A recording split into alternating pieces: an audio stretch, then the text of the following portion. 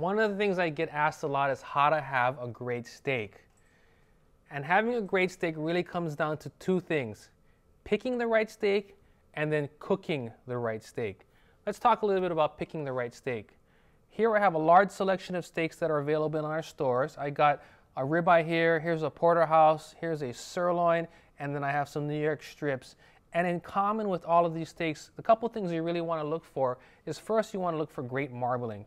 And if you take a look here in some of these steaks here, you see this fine ribboning of fat in here, and that's what marbling is.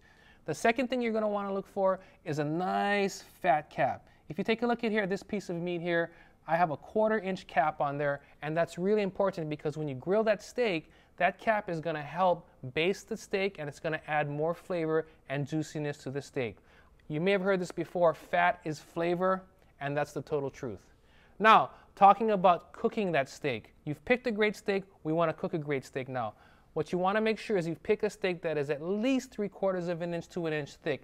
And the reason for that, it's going to allow you to sear that steak without overcooking it. If you're going to sear it or grill it, you want extremely high heat. I recommend that you go as high as you possibly can on the grill, and you go full blast if you're going to go on the stove. Now, you sear the steak, you want to look for about an internal temperature of 125 degrees Fahrenheit. 125 degrees is going to give you medium to medium rare, and that is the temperature that myself and many chefs recommend that you enjoy a steak at. Now, how do you tell if it's 125 degrees Fahrenheit? Well, you get a meat thermometer. What you're going to want to do is when you're grilling the steak, you stick it into the center of the steak, and that's how you're going to tell if it's 125 degrees. What do you do if you don't have a thermometer? I get asked all the time. You go out and you get one. Now, there is a quick trick that you can do if you don't have a thermometer just yet, and it's by using your hand. What you're going to want to do is compare the doneness or the texture of the steak when you push into it to the fleshy part of your palm here. If it feels the same, then you have a medium rare to medium steak. If you want it to be more medium well, go higher up your hand here by your thumb. If you want it to be rare, get into the soft part here between your index finger and your thumb. Now, once you got that steak to the temperature you want, here is possibly the most important thing that you can do.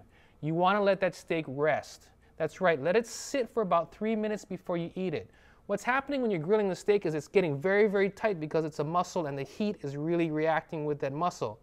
When you take it off the heat and you let it rest, the muscle will relax and the juices will flow back into that piece of steak.